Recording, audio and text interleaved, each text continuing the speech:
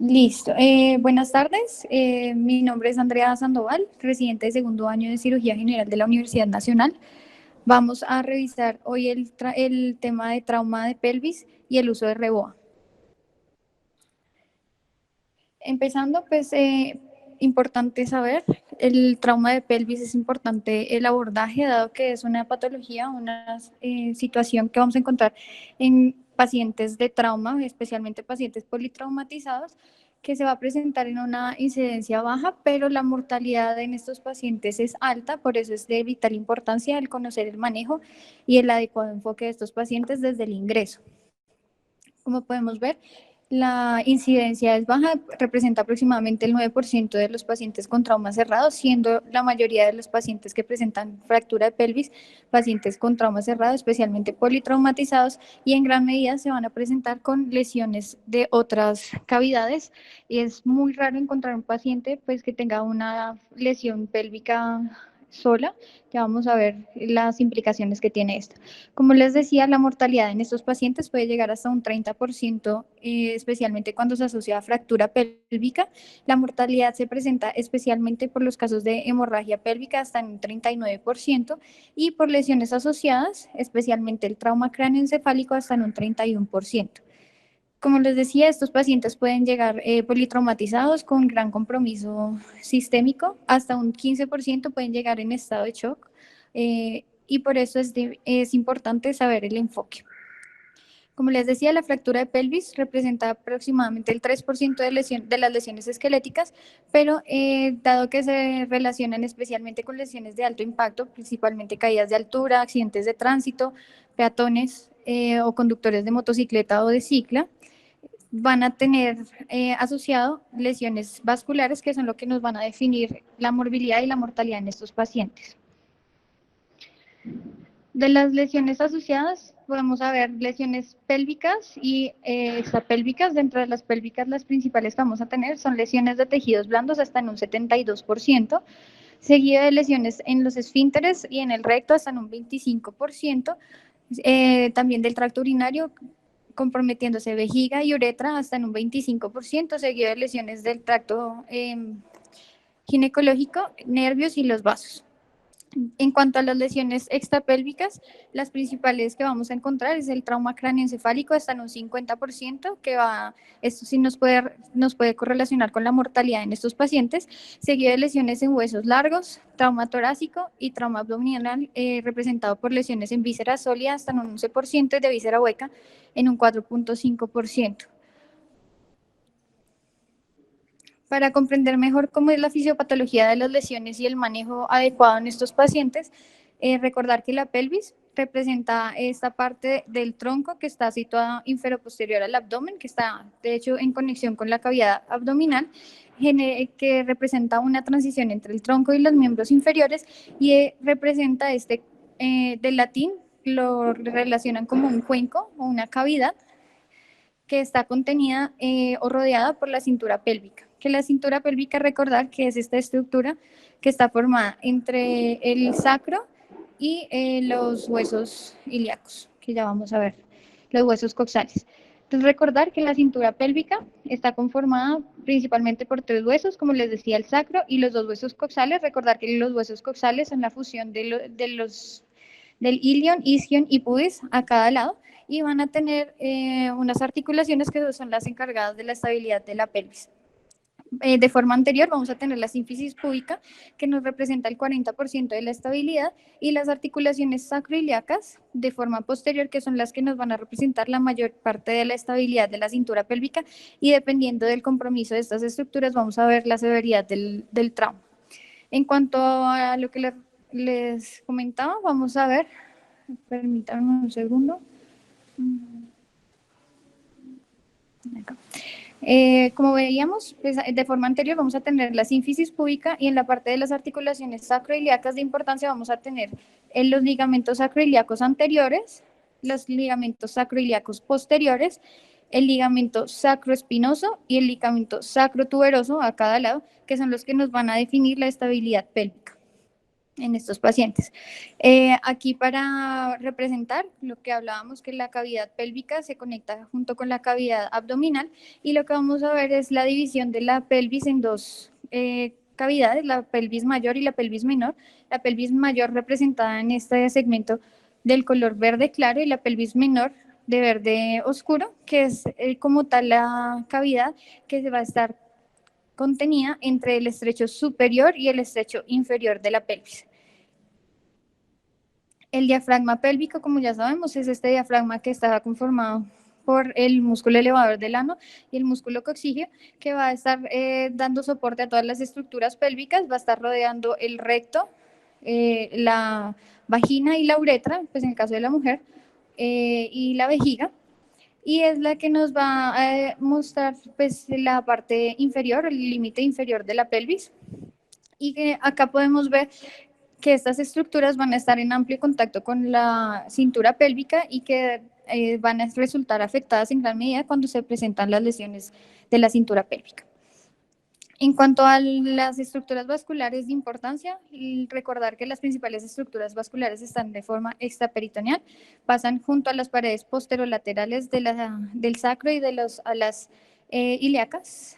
Vamos a ver que las principales estructuras son la ilíaca interna, la ilíaca externa, la sacra media, que vemos acá, y la rectal superior. De estas, la principal que vamos a ver afectada es la ilíaca interna, que es la que nos va a propiciar la mayor parte de irrigación tanto a la cintura pélvica como a los órganos intrapélvicos. Y ya en cuanto a las estructuras venosas, van a haber varias estructuras venosas que van a estar acompañadas a las arterias que vimos previamente, pero con la excepción de que van a formar amplios plejos venosos, que son los que van a estar en amplio contacto con la estructura ósea y son los que se van a ver lesionados en mayor medida durante las fracturas pélvicas. Los principales plejos venosos que vamos a ver son el plejo rectal, el vesical, el prostático, uterino y vaginal, que de estos van a formar también el plejo presacro, que es el que se va a ver afectado en mayor medida con las fracturas pélvicas. Como les refería, la principal mortalidad en estos pacientes se asocia con la hemorragia pélvica asociada a las fracturas pélvicas. Se ha visto que la principal causa de sangrado de hemorragia pélvica es por sangrado venoso, como les decía, por lesión de los plejos presacros y de las venas prevesicales, y las lesiones arteriales van a representar aproximadamente un 20%. Las principales lesiones van a ser de las ramas de la ilíaca interna, la pudenda y el obturador de forma anterior, y la glútea superior y la sacra lateral de la rama posterior de la ilíaca interna. La tercera fuente de sangrado, digamos en menor proporción, van a ser propiamente el sangrado de las fracturas óseas.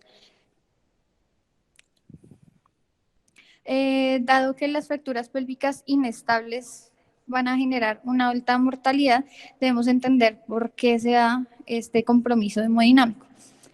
¿Qué pasa en las personas cuando presentan una fractura pélvica? Al generarse una disrupción de la cintura pélvica y apertura de este espacio, va a haber un aumento del volumen de la cavidad pélvica, especialmente en las lesiones del libro abierto que ya vamos a ver, y esto va a generar que se genere como un aumento del espacio virtual al cual puede sangrar las lesiones vasculares, y esto lleva a una mayor pérdida sanguínea y un mayor compromiso hemodinámico.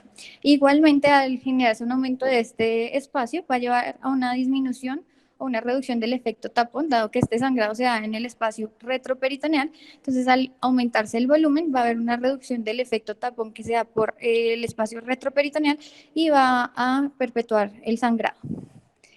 Igualmente, pues como decíamos, la persistencia del sangrado óseo, que también tiene gran importancia en el compromiso hemodinámico de los pacientes.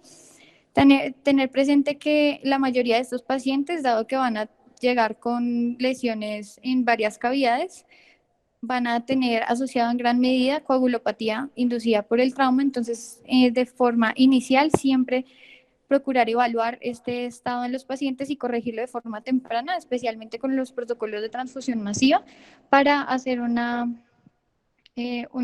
transfusión de todos los componentes que requiere el paciente para evitar exacerbar el sangrado.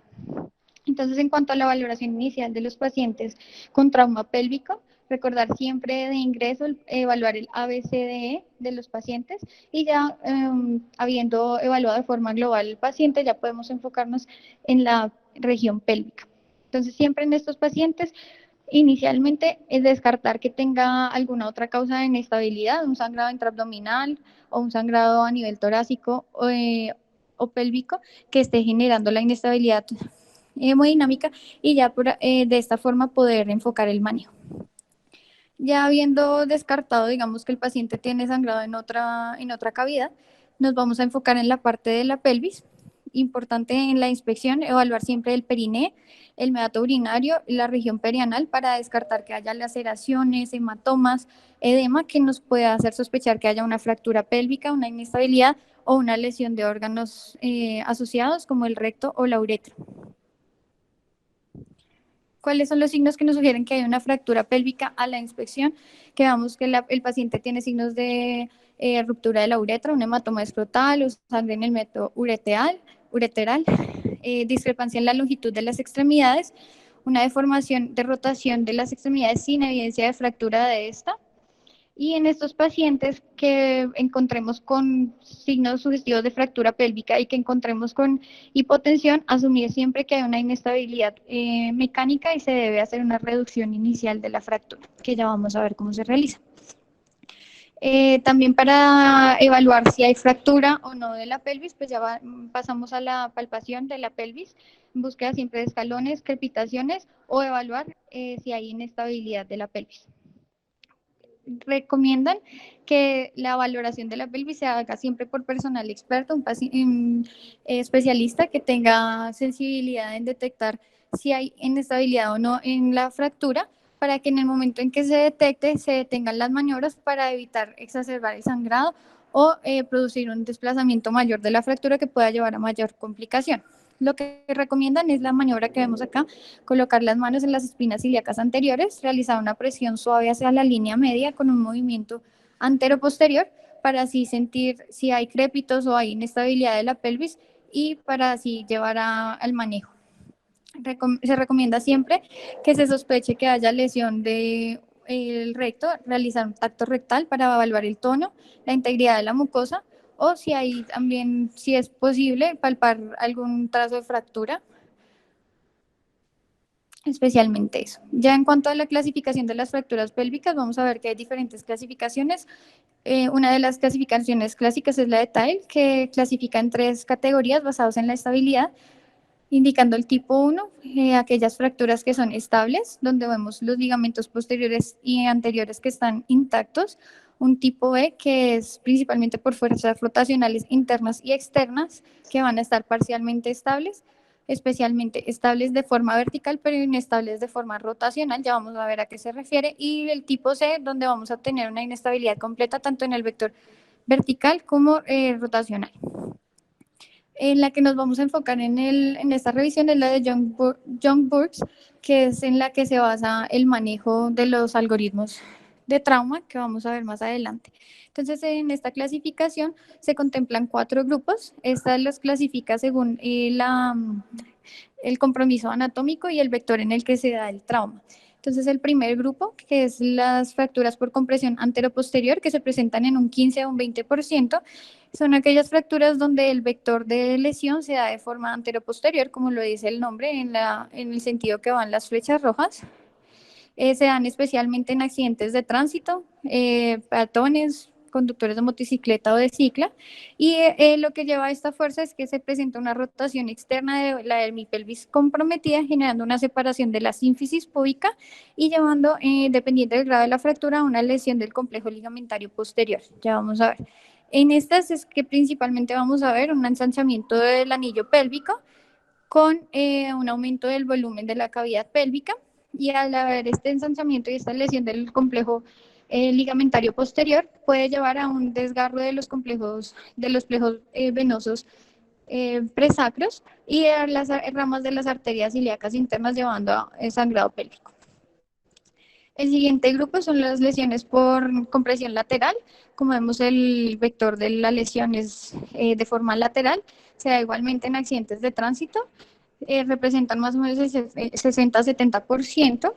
Y aquí el mecanismo lo que va a producir es lo contrario, una rotación de forma una rotación interna de la hemipelvis comprometida, reduciendo en estos casos el volumen pélvico, pero puede generar que el segmento de pubis comprometido pueda irse de forma anterior, interna y lesione las estructuras intrapélvicas, lo que es la vejiga, la uretra. Entonces, por eso es importante en estos pacientes siempre descartar lesiones de órganos adyacentes. El tercer grupo es las fracturas por cizallamiento vertical, que se presentan principalmente por caídas de altura más de 12 pies, donde se va a ver un desgarro, un compromiso de los componentes anteriores y posteriores. Estas fracturas se clasifican siempre como fracturas inestables y pueden llevar a inestabilidad. El cuarto grupo son las fracturas compuestas, que son una combinación de cualquiera de los grupos anteriormente presentados. Las que se presentan con mayor frecuencia son las de compresión lateral y cizallamiento vertical y pueden presentarse hasta en un tercio de los pacientes. Aquí vemos, digamos, en más detalle las fracturas de compresión lateral y de las compresión anterior-posterior se gradúan de 1 a 3, dependiendo del compromiso que va a tener. Y las de cizallamiento vertical sí solo se clasifican en un grupo. Entonces las de compresión lateral, vamos a ver que todas tienen como un factor común la fractura transversa anterior, pero lo que va a cambiar es el compromiso del componente posterior. Entonces en la 1 vamos a ver que simplemente de pronto hay una fractura impactada del sacro. En la 2 ya vamos a ver una fractura del ala ilíaca con desgarro de los ligamentos posteriores. Y en la grupo 3 vamos a ver una fractura en libro abierto del lado contralateral. En las de compresión anteroposterior, vamos a ver que todas se asocian con lesión de la sínfisis púbica. En la grupo 1, pues simplemente va a haber una diástasis de la sínfisis sin compromiso de los ligamentos sacroiliacos. En la grupo 2 va a haber una diástasis de la sínfisis aún mayor, con un desgarro de los ligamentos sacroiliacos anteriores, el sacroespinoso y el sacrotuberoso, sin comprometer los ligamentos posteriores. Y en la grupo 3 vamos a ver ya un compromiso de los ligamentos sacroiliacos posteriores, llevando a una inestabilidad mayor y la fractura en libro abierto, conocida usualmente. Esta es una tercera clasificación, que es la clasificación de la WSES, que hace una clasificación basada en el compromiso anatómico y en el compromiso hemodinámico de los pacientes. Clasifica las lesiones en lesiones pélvicas menores, moderadas o severas, dependiendo del compromiso. Las lesiones pélvicas menores son aquellas que son mecánica y hemodinámicamente estables, como el grado 1, especialmente las APC y las LC1. Las lesiones pélvicas moderadas son las que están hemodinámicamente estables, pero mecánicamente inestables, y las divide en grado 2 o 3, dependiendo del compromiso óseo. Y las pélvicas severas, que representan el grado 4, son cualquier tipo de fractura, sea que sea mecánicamente estable o inestable, pero que tenga el paciente inestabilidad hemodinámica. Y según esto vamos a ver el manejo. Esto lo vamos a ver más adelante, ya en mayor detalle, pero dependiendo del grado, por ejemplo, en las grado 1 recomiendan un manejo no operatorio, en el grado 2 ya vamos a ver que recomiendan el uso de movilizador pélvico o angioembolización o fijación externa, y en el grado 4 ya recomiendan lo que es el uso de la fijación mecánica, el empaquetamiento preperitoneal o el REBOA, que lo vamos a ver más adelante. Entonces, como les decía, en el manejo lo principal siempre es determinar la estabilidad o inestabilidad hemodinámica del paciente, porque esto va a depender del manejo que vamos a dar más adelante. El ATLS define un paciente hemodinámicamente inestable como aquel que presenta presión arterial sistólica menor de 90 milímetros de mercurio, con una frecuencia mayor de 120, con evidencia de vasoconstricción cutánea y alteración del estado de conciencia o dificultad respiratoria. Algunos autores definen estos como predictores de sangrado pélvico mayor, que nos pueden indicar que el paciente pueda requerir un manejo adicional con angioembolización o algún otro de los manejos que vamos a ver. Por ejemplo, pacientes con disrupción de la articulación sacroiliaca, pacientes de sexo femenino, duración de la hipotensión mayor, un hematocrito de ingreso menor al 30%, frecuencias por encima de 30%, fracturas desplazadas o con diástasis de la sínfisis púbica. Para el diagnóstico de los pacientes con fractura pélvica, ya inicialmente, pues dentro de los paraclínicos serológicos para definir la inestabilidad y el manejo.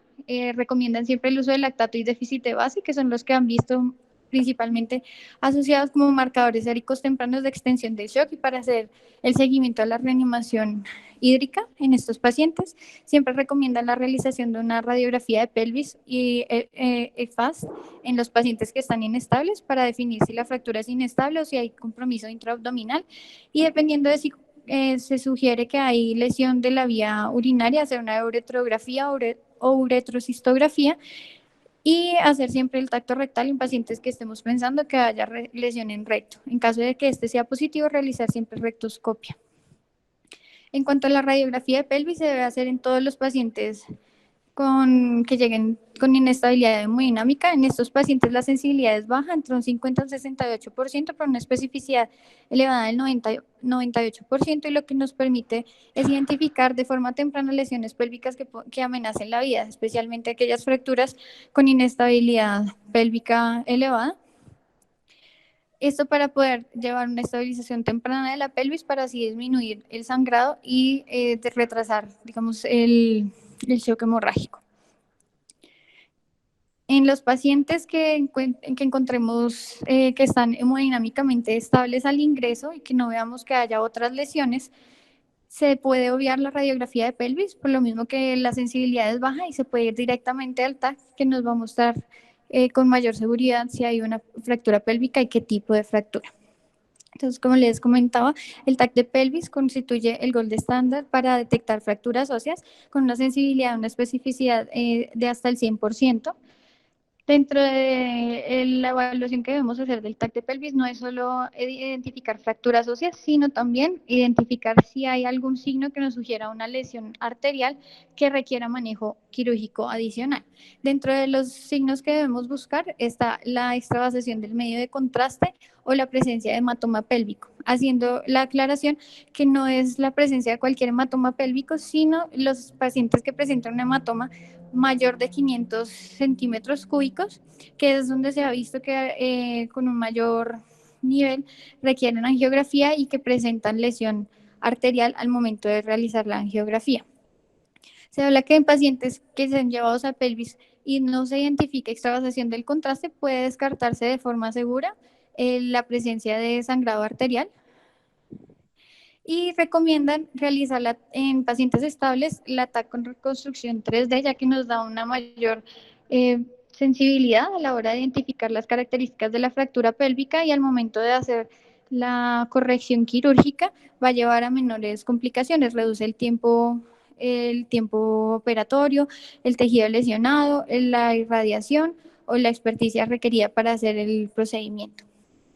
En cuanto a detectar lesiones del tracto urinario, pues como lo habíamos comentado antes, sospechar en pacientes que presenten hematoma perianal, escrotal, sangrado inmediato uretral, que al tacto rectal evidenciemos próstata elevada o no palpable, o una fractura pélvica inestable, ya que estas fracturas pélvicas pueden estar asociadas hasta un 25% a lesiones tanto de la vejiga como de la uretra, y hasta un 23% de estas lesiones pueden pasar inadvertidas. En pacientes que sospechemos lesión del tracto urinario, recordar que no se debe colocar sonda vesical, ya que el colocarla puede llevar a una transección completa de la uretra, o en caso de que haya una lesión parcial, puede llevar a estrechez crónica, impotencia o incontinencia urinaria. En estos pacientes es recomendable siempre hacer una uretrografía retrógrada previamente a la colocación de la sonda, y en caso de que el paciente esté inestable y no se pueda realizar, se debe llevar a una catéter suprapúbico con cistografía posterior cuando ya se haya manejado de forma efectiva el sangrado pélvico. Para descartar la lesión intraabdominal, como habíamos visto, inicialmente se recomienda realizar el FAST. Sin embargo, lo que dice la literatura es que no es bastante sensible para excluir una lesión intraabdominal. Si el FAST nos resulta positivo, podemos decir con seguridad que el paciente tiene una lesión intraabdominal y debe ser llevado a la laparotomía. Sin embargo, un paciente con fractura pélvica y un FAST negativo no se puede excluir de forma segura que no haya una lesión intraabdominal, y estos pacientes deberían ser llevados posteriormente a estudios de extensión, sea un TAC abdominal contrastado. Dentro de los estudios que también se pueden realizar para descartar lesión intraabdominal, recomiendan la realización del lavado peritoneal diagnóstico para descartar sangrado intraabdominal en pacientes inestables y en pacientes estables, como había comentado, la realización del TAC abdominal contrastado. Ya para evaluar el manejo vamos a ver las diferentes, inicialmente vamos a ver las diferentes estrategias de manejo y ya vamos a ver al final el algoritmo, un algoritmo que nos recomiendan cómo enfocar el paciente con trauma pélvico. Inicialmente se debe usar el inmovilizador pélvico, que lo que va a hacer es una aplicación de compresión pélvica externa de forma no invasiva para permitir estabilizar la pelvis y disminuir así el volumen de la cavidad pélvica, disminuir el sitio de sangrado. Lo importante con este inmovilizador siempre intentar reemplazarlo lo antes posible por fijadores externos o estabilizadores definitivos y colocarlo siempre que haya sospecha de una fractura de pelvis, especialmente en una fractura de pelvis inestable para ya llevar luego a los estudios complementarios. Ya les muestro unas imágenes de cómo se debe colocar. Se debe colocar siempre alrededor del trocánter mayor y la sínfisis púbica, como les decía, para reducir la fractura y disminuir el volumen pélvico interno para disminuir el espacio potencial a donde puede generarse sangrado. No debe mantenerse más de 48 horas, ya que puede generar necrosis de la piel. Entonces, como lo vemos acá en la imagen, debe colocarse sobre los trocánteres mayores, porque uno de los errores, una de las principales complicaciones inicialmente es el posicionamiento inadecuado, lo colocan a veces sobre las crestas ilíacas y esto lleva a una estabilización incorrecta de la pelvis y en ocasiones puede llevar a una excesiva presión a nivel abdominal, llevar a otras complicaciones. Se puede usar de forma segura tanto los inmovilizadores comerciales como el uso de sábanas en caso de que no se cuente con el insumo y fijarlos con Rochester o en ocasiones lo giran alrededor de algún palo para mantener la presión. El segundo problema que vemos con la colocación del movilizador pélvico es que a veces puede generarse una compresión inadecuada, especialmente en pacientes que tengan, por ejemplo, las fracturas por compresión lateral, donde vemos que al aumentar esta compresión puede llevar a una mayor desplazamiento de la fractura y mayor lesión de los órganos intrapélvicos, que sugieren que se debe colocar de forma inicial sin una presión tan alta. Qué pena. Con una presión normal, debe llevarse luego a la radiografía de pelvis para evaluar qué tipo de fractura es, si es efectivamente en libro abierto o es una por compresión lateral y dependiendo de esto, aumentar o disminuir la compresión. En caso de que encontremos una fractura en libro abierto, pues se debe aumentar la compresión para lograr estabilización de la pelvis. En caso de que encontremos una fractura por compresión lateral, se debe dejar con la presión que está simplemente para estabilización y no generar más lesiones. Y la tercera complicación, lo que les hablaba de la compresión de los tejidos blandos, puede llevar a necrosis de la piel que esté ahí en contacto con las prominencias óseas. Como una segunda línea de manejo que vamos a ver está el empaquetamiento preperitoneal. Consiste en realizar una incisión suprapúbica aproximadamente 8 centímetros en dirección hacia el ombligo, disecar los planos hasta llegar al espacio preperitoneal sin ingresar a la cavidad abdominal, realizar una retracción lateral de la vejiga hacia un lado y colocar 3 compresas de forma en la cavidad pélvica de forma retroperitoneal para lograr un control del sangrado venoso. Entonces, recomienda que la primera compresa se ponga de forma posterior hacia el sacro, eh, inferior o debajo de la unión sacroiliaca, la segunda compresa va a estar anterior a esta y la tercera en el espacio retropúbico de forma lateral a la vejiga. Luego se realiza el mismo procedimiento en el lado contralateral y finalmente se cierra la herida y se deja para una revisión en 24 a 48 horas. Importante en este procedimiento que siempre se debe de seguir de una fijación externa, sea con el inmovilizador pélvico o con fijadores externos o tutores externos para poder mantener la presión, ya que esto nos permite como mantener el efecto de tapón en el espacio retroperitoneal y hacer un buen empaquetamiento. En caso de que no se logre este tapón, pues no va a lograrse controlar el sangrado de forma efectiva, que es lo que buscamos.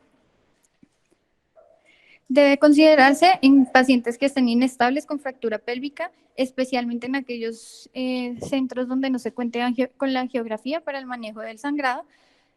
Es efectivo para el control del sangrado temprano en estos pacientes. Como les decía, siempre usarlo en conjunto con la estabilización de la pelvis y siempre considerarlo en pacientes que persistan con sangrado incluso después de la angiografía. Ya hablando de la fijación externa, el efecto va a ser el mismo que veíamos con el inmovilizador externo, pero esta es una inmovilización, una fijación ya invasiva que nos permite generar una estabilidad rígida temporal del anillo pélvico.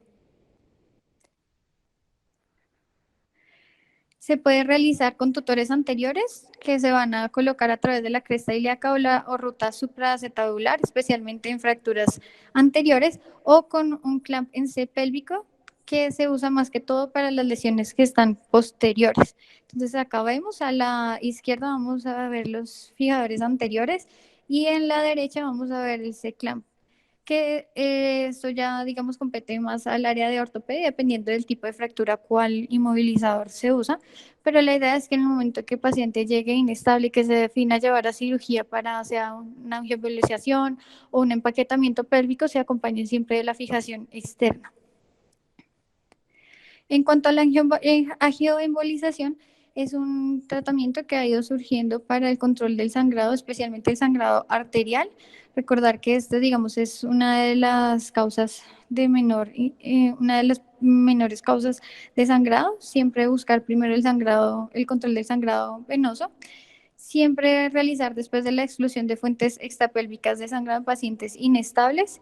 Se debe llevar también a angiografía a todos los pacientes mayores de 60 años con fractura pélvica independientemente del estado hemodinámico, ya que se ha visto que hasta un 62% de los pacientes de mayores de 60 años que han requerido angioembolización tenían signos vitales normales al ingreso.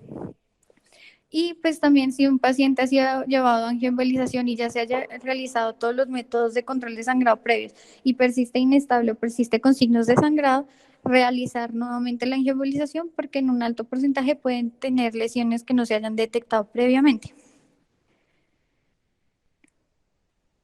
Como les decía, pues los principales signos que nos deben indicar llevar al paciente a angioembolización es la evidencia de extravasación de medio de contraste en la tomografía, que tiene una sensibilidad de hasta 84%, con una especificidad del 98%.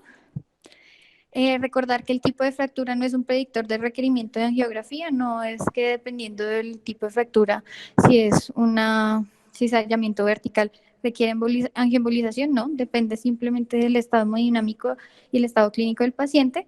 Puede tener una efectividad de entre 85 al 97% para controlar el sangrado, pero hasta un 24% puede que requieran una nueva embolización. ¿Cuáles son los principales factores de riesgo asociados con el requerimiento de una nueva angiovalización? Pacientes que requieran transfusiones de más de 2 unidades de glóbulos rojos por hora antes del procedimiento, que en la angiografía se vean 2 o más vasos que requieran embolización, una hipertensión a repetición posterior al procedimiento, que no se encuentren lesiones intraabdominales, persistencia de déficit de base elevado o pacientes con embolización selectiva, se ha visto que en gran medida pueden requerir un nuevo procedimiento. Entonces, la técnica estándar de la angioembolización es la realización de embolización no selectiva de ambas arterias ilíacas. ¿Por qué recomiendan hacer esto en los pacientes inestables? Uno, porque en estos pacientes muchas veces se va a ver acompañado vasoconstricción generalizada que no permite evaluar la extravasación del medio de contraste de los sitios de lesión, no se va a ver el sitio específico de sangrado, entonces pueden pasar lesiones inadvertidas. Dos, porque puede haber una red vascular extensa que permita un suministro bilateral de las lesiones, entonces al hacer una embolización selectiva puede generar sangrado por la colateral y que algunos de estos sangrados al momento de hacer la angiografía van a verse en el centro de la pelvis sin lograrse identificar la lateralidad. Entonces se recomienda siempre realizar la embolización de ambas arterias ilíacas internas. Se ha visto una seguridad importante en estos procedimientos. Sin embargo, se ha visto una falla hasta el 15% que se asocia en mayor medida a coagulopatía. Y en estos pacientes son los que deben ser llevados a un nuevo procedimiento que en un alto porcentaje se logra controlar el sangrado. Ya para terminar, pues hablar de el REBOA, que es el balón de oclusión aórtica de resucitación endovascular. Es una alternativa que ha surgido recientemente como una alternativa para la realización de toracotomía de reanimación en los pacientes con trauma, sea trauma pélvico, abdominal o torácico.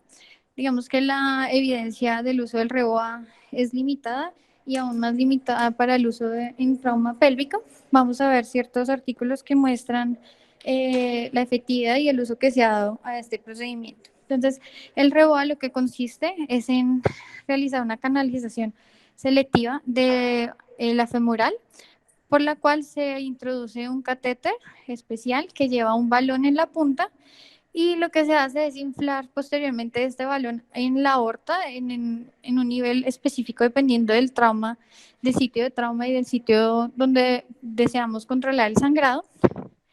Y esto nos permite llevar a inicialmente a un control del sangrado, aumentar la presión arterial sistólica, el retorno vascular, digamos, hacia el corazón y hacia las carótidas y da un tiempo mayor para lograr llevar a un control definitivo del sangrado. Se recomienda usar en todos los pacientes que lleguen inestables con sangrado activo, especialmente en aquellos pacientes que tengan sangrado de zonas no compresibles.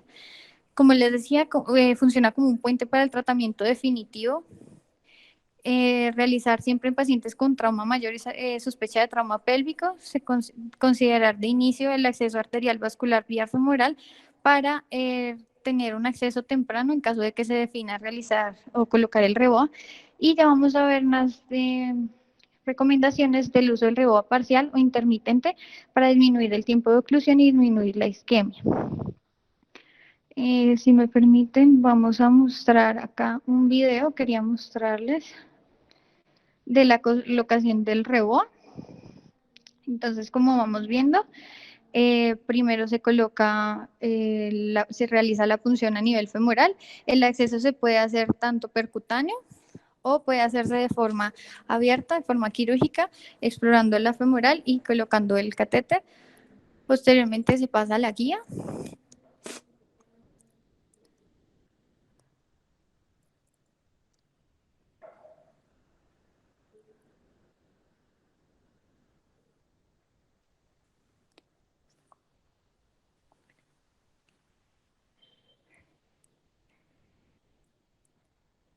Y posterior a la guía se coloca una camisa.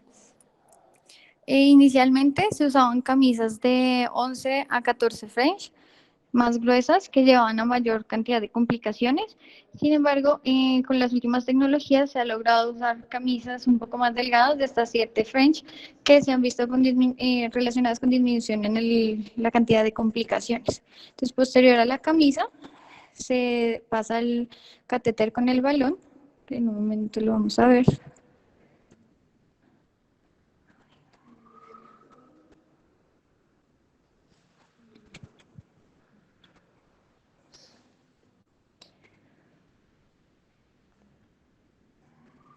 Entonces se pasa el catéter con el balón y el balón se insufla a nivel de la aorta que requerimos para el control del sangrado.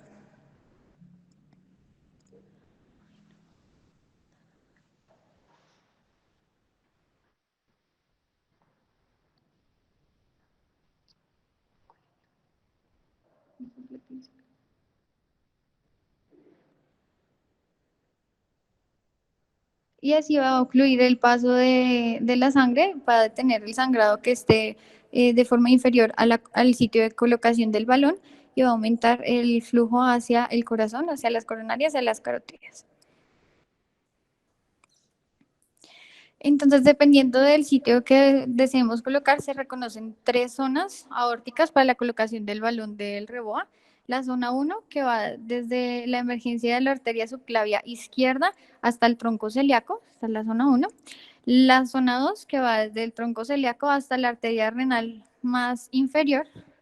Y en la zona 3 que es desde la arteria renal hasta la bifurcación de la aorta. Entonces, dependiendo del sitio de sangrado, vamos a colocar el REBOA en la zona 1 o zona 2. Por ejemplo, en pacientes con trauma pélvico, pues se considera colocar en la zona 3 para controlar el sangrado sin afectar la parte de la perfusión a nivel de las vísceras abdominales. Y en la zona 1 se usaría en pacientes con trauma torácico o trauma abdominal. Como les decía, pues lo que busca es elevar la presión arterial sistólica en los pacientes con sangrado activo y el flujo a nivel carotido y coronario, estabilizar de forma temprana al paciente y preparar para procedimientos de control eh, adicionales. Como una consideración especial, las fracturas pélvicas abiertas son aquellas fracturas donde se va a presentar una laceración importante, puede ser en el perineo o en la región anterior de la pelvis, y que van a llevar una mortalidad hasta el 20 al 50%, y los principales problemas en estos pacientes va a ser el sangrado y la contaminación. Ya regresamos en un momentico a hablar sobre las fracturas pélvicas abiertas. En cuanto al REBOA, lo que les decía, se usa más que todo en hemorragias no compresivas del torso, que pueden llegar a una mortalidad hasta un 45% en lesiones que pueden ser potencialmente prevenibles. Las principales complicaciones asociadas al uso del REBOA son la isquemia de tejidos distales al sitio de oclusión. Por ejemplo, en el uso en zona 1, pues lesiones a nivel hepática, renal o intestinal. El aumento de acidosis, hipoxia y la respuesta inflamatoria por la ausencia del flujo sanguíneo. Se recomiendan aquellas lesiones que de ingreso tengan un puntaje en la escala abreviada de lesiones mayor o igual a 3, y potencialmente en aquellas lesiones torácicas o abdominales con un puntaje igualmente mayor o igual a 3 en estado inestable, en estado hemodinámicamente inestable. Las principales contraindicaciones, pues que se hablaba inicialmente, en pacientes con shock hemorrágico asociado a trauma cérvico-torácico, puede ser contuso o penetrante, especialmente en aquellos que presenten lesiones cardíacas o aórticas, porque se hablaba que podía exacerbar el sangrado y llevar a un colapso circulatorio de forma más temprana, pero vamos a ver que esto se ha debatido en los últimos estudios. Las principales complicaciones que se presentan en los pacientes asociados a la insuflación del balón es con el tiempo que permanece insuflado el balón. Entonces, dentro de esto se ha visto varios estudios que han mostrado que puede llevarse hasta una oclusión de 60 minutos sin daño orgánico importante. Sin embargo, hay este estudio de Markov et al. Que muestra que ya después de 90 minutos puede presentarse daños orgánicos irreversibles. Y como les decía, las principales lesiones, por ejemplo, necrosis hemorrágica, hepática, perdón, injuria renal aguda, parálisis por isquemia de la médula espinal, amputación de miembros inferiores, isquemia intestinal, y puede en algunos casos asociarse a hemorragia intracraneal masiva. Son casos escasos, pero que se han asociado por aumento de la presión arterial a nivel cerebral. Las otras complicaciones que se pueden presentar es al momento de la descompresión del balón por lesiones por reperfusión, ya que esto lleva a liberación de reactivos de oxígeno y mediadores inflamatorios, que puede llevar a lesión orgánica o disminución abrupta de la presión arterial con afectación de la contractilidad miocárdica y lesiones por isquemia reperfusión en los pacientes eh, que son llevados al REBOA. También las lesiones que pueden realizarse por la técnica, por ejemplo, al realizar el acceso arterial, lesiones de la arteria femoral, disección o perforación de la aorta, que son muy raros, pero pueden presentarse embolización, embolismo aéreo o isquemia periférica, o también complicaciones por rupturas del balón. Dentro de los estudios que vamos a ver, hay muy pocos estudios que evalúen el uso del REBOA como tal de forma prospectiva y comparativa en humanos. Se ha visto estudios que muestran su efectividad en animales, y este es uno de ellos. Es un estudio que se realizó en el 2019 en Washington, donde toman una población de 48 cerdos, y lo que hacen es que aplican, los dividen en varios grupos y les aplican una medida de control del sangrado diferente. Toman un grupo control, el que no le realizan ninguna intervención, un grupo que los llevan a empaquetamiento preperitoneal, un grupo que los llevan a empaquetamiento preperitoneal pero con balón, y finalmente un grupo que va a REBOA. Este grupo de REBOA lo dividen en cerdos que les colocan el REBOA en zona 1 y zona 3, que van a evaluar la repercusión a nivel sistémico posterior a la colocación. Entonces acá lo que hacen es un seguimiento a los individuos 60 minutos con la intervención deseada. Vemos que del grupo control a los que no se les realiza ningún procedimiento los 60 minutos hay una mortalidad del 100%, generándose un pico entre los primeros 5 a 10 minutos. El segundo grupo, los pacientes que son llevados a empaquetamiento preperitoneal tradicional, la sobrevida a los 60 minutos de aproximadamente el 60%.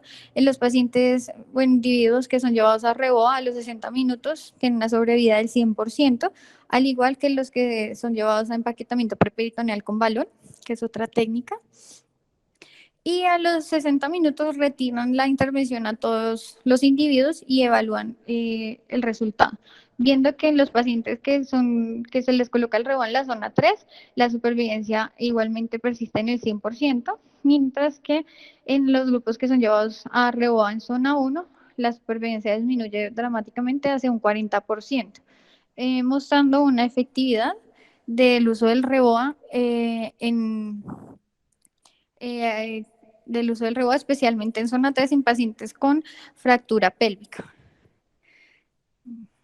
Aquí lo que vemos son ciertas variables que toman en estos individuos. Entonces ven la presión pico preperitoneal, viendo que es mayor en los pacientes con empaquetamiento preperitoneal, tanto quirúrgico como con balón. La pérdida sanguínea, que va a ser mayor en los pacientes pues, del grupo control, y el ritmo de sangrado también va a ser mayor en esos pacientes.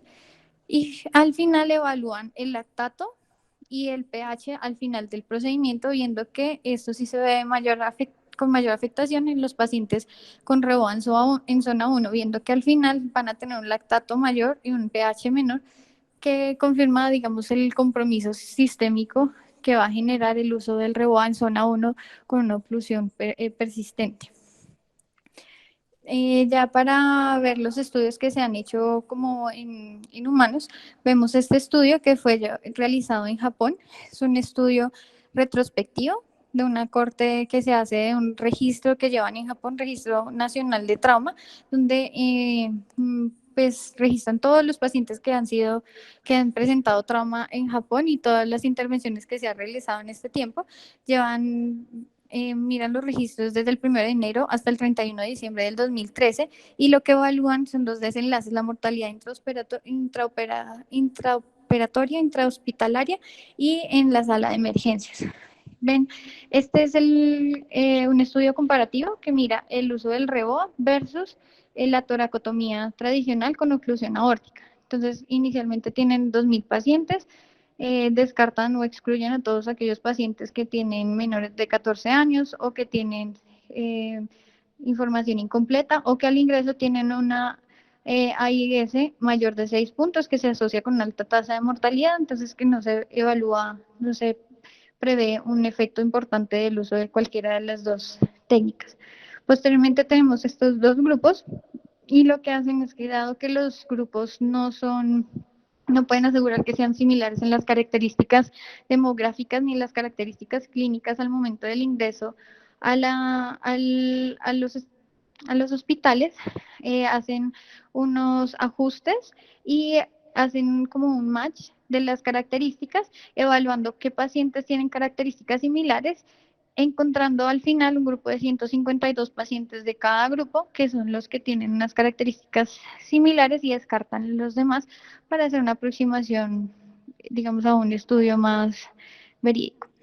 Lo que van a ver después en los dos grupos es evaluar la mortalidad, como decíamos, la mortalidad intrahospitalaria, y van a ver que en el grupo del REBOA la mortalidad llega a ser un 67% versus 90% en los pacientes que son llevados a toracotomía, y la mortalidad en el departamento de emergencias, que lo clasifican como la mortalidad en las primeras 24 horas, va a ser del 22% en el grupo de REBOA versus 49% los pacientes llevados a toracotomía.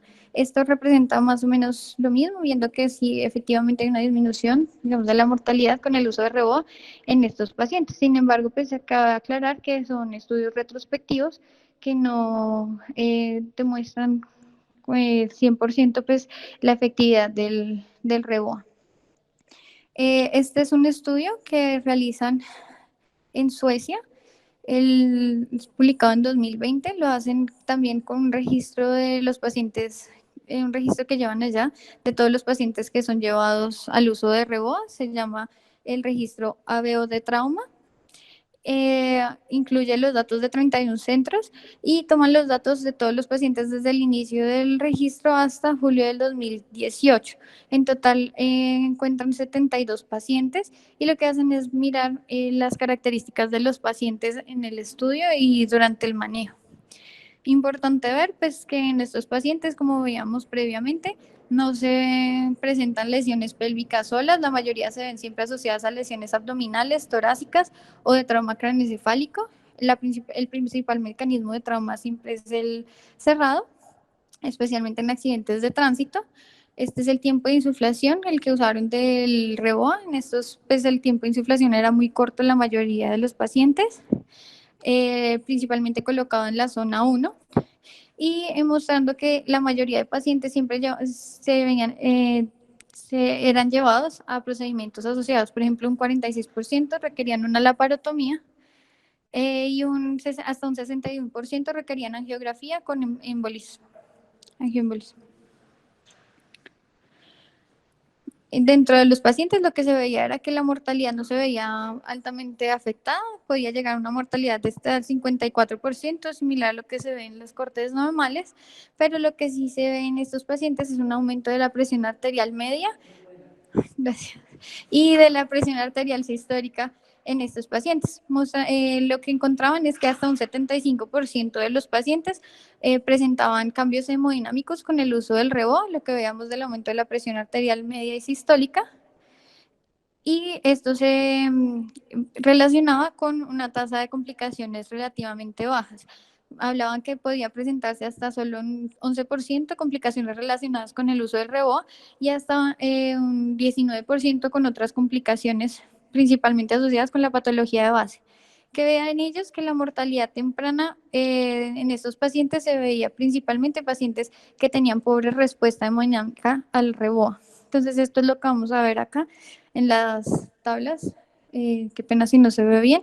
Ven, lo que miran es comparar las características de los pacientes que sobreviven con los que fallecen y ver si hay una diferencia estadísticamente significativa. Vemos que con las principales características que presentan los pacientes no hay diferencia. Sin embargo, donde sí se va a ver diferencia es, por ejemplo, en los pacientes, en la mortalidad, en pacientes que al ingreso van a tener un pH menor, un déficit de base mayor o un INR elevado, lo que hablábamos de la coagulopatía en estos pacientes, pues iba a tener una diferencia estadísticamente significativa con la mortalidad y la respuesta al REBOA.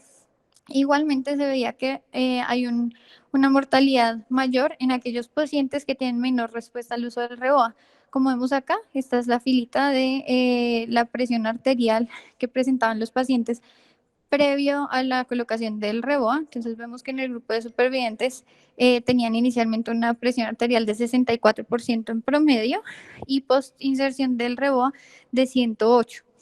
Mientras que en el grupo de los pacientes con mortalidad inicialmente tenían de 46 y la postinserción era de 82, viendo que había una menor respuesta a la colocación del REBOA y esto se asociaba con mayor mortalidad.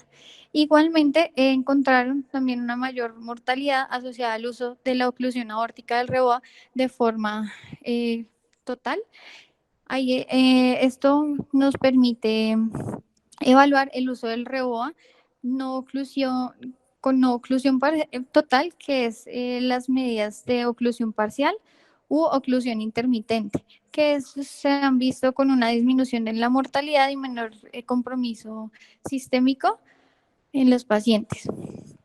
Este estudio es un estudio que realizan en Francia, mirando también el efecto que ha tenido el REBOA en los pacientes que han sido llevados en Francia en los últimos 20 años. Lo realizan de forma retrospectiva de todos los pacientes llevados entre 1996 a 2017. En total encuentran 32 pacientes. Los pacientes los dirigen según este algoritmo, así requieren REBOA o si van a la porotomía y posterior colocación del REBOA dependiendo del trauma que presenta. ¿Qué ven en este estudio? Lo mismo, la mortalidad pues no se ve afectada en gran medida, 59%. pero sí ven un aumento de la presión arterial sistólica posterior a la colocación del REBOA. Entonces vemos que previamente a la colocación tenían 60%, 60 milímetros de mercurio de presión arterial sistólica en promedio y posterior más o menos 115 milímetros de mercurio, con una P estadísticamente significativa, mostrando que sí genera un efecto importante en la parte hemodinámica de estos pacientes. Las complicaciones que más se veían asociadas en los pacientes de este estudio son la isquemia de miembros inferiores, disección aórtica, falla renal aguda de rhabdomiólisis. Sin embargo, ninguna de estas llevaba a mortalidad de los pacientes, y la principal, que era la isquemia de miembros inferiores, siempre la manejaban de forma endovascular sin requerimiento posterior de amputaciones, lo que les llevaba a concluir que el REBOA puede ser considerado un procedimiento seguro en pacientes con trauma severo, con inestabilidad hemodinámica, con, que tiene pocas complicaciones mayores. Este es, por el contrario, un estudio realizado en Japón con la misma base de datos que les comenté previamente, pero este sí lo enfocan en el uso de pacientes con trauma pélvico. Es retrospectivo, y lo que hacen ya no es solo en pacientes de trauma general, sino solo pacientes con fractura pélvica y shock. Eh, lo mismo, miran el total de pacientes y al final encuentran 3.149 y van a ver el efecto del REBOA. Sin embargo, este sí es contradictorio a los que veíamos. Hablan que sí se asocia con una mayor mortalidad. Sin embargo, hacen una aclaración, y es que en estos pacientes, durante el estudio, ven que estos pacientes que son llevados a REBOA en gran medida tienen un índice de severidad de trauma mayor, por lo que no es, digamos, de todo confiable los resultados encontrados en este estudio, pero para ver que hay tanto estudios que avalan como estudios que contradicen en parte el uso del REBOA en estos pacientes. Y ya para evaluar el uso del REBOA en Colombia, que no es, digamos, muy alto el uso, se ve este estudio realizado en Valle de Lili, como un centro de trauma. Lo publican este año, lo realizan como un estudio observacional prospectivo. Este es de los pocos prospectivos que estudian todos los pacientes que son llevados a colocación de REBOA entre el 2014 y el 2018. Encuentran 50 pacientes, y aquí lo usan de forma indiscriminada todos los pacientes con trauma penetrante o cerrado, sea de abdomen, tórax o pelvis, que ingresen inestables. Entonces, cualquier mecanismo de trauma, pacientes hipotensos con respuesta parcial o que no presenten respuesta a la reanimación hídrica, y que presenten fractura de pelvis inestable o un FAS positivo. Aquí, contrario a lo que veíamos, que el uso, digamos, el uso usual es en pacientes con trauma abdominal o de pelvis, la principal indicación del uso del REBOA fue en pacientes con trauma de tórax, hasta en un 46%, seguido de abdomen y posteriormente de trauma múltiple, viendo que la mortalidad era hasta un 32%, sin diferencias importantes entre si era trauma de tórax, abdomen o múltiple, con una mortalidad de aproximadamente el 20%, 23% en trauma penetrante y hasta 50% en trauma cerrado.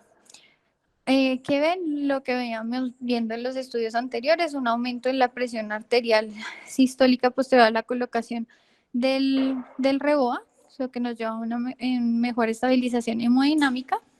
Y acá lo que nos muestra son las complicaciones que se presentan en los pacientes. Como les comentaba previamente, se usaban camisas de 11 a 14 French, que son más gruesas y que se asocian con mayor tasa de complicaciones. Y hablaban que en los últimos años usaban con mayor frecuencia las camisas con 7 French, que estas sí no se asocian con ninguna de las complicaciones. Todas las complicaciones que vieron se vieron asociadas con las camisas eh, más gruesas.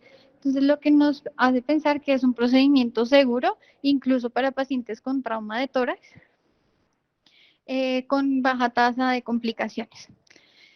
Y ya para finalizar, como les comentaba, para hacer un abordaje integral de toda la información que hemos visto, este es un algoritmo que nos presenta la WSES en sus guías de manejo del trauma pélvico.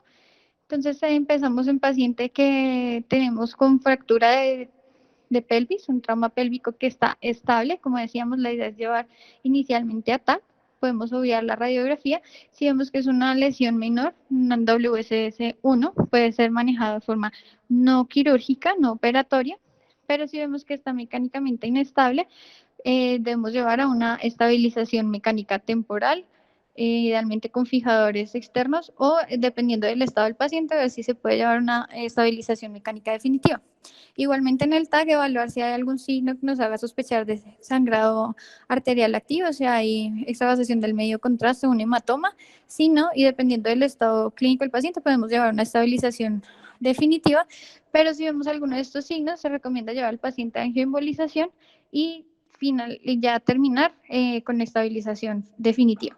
Si encontramos por el contrario un paciente hemodinámicamente inestable, pues considerar que son lesiones severas, una WSS4, siempre descartar inicialmente que no tenga algún compromiso extrapélvico y nos recomiendan que podemos usar en estos pacientes inicialmente, como veíamos, siempre el movilizador pélvico temporal.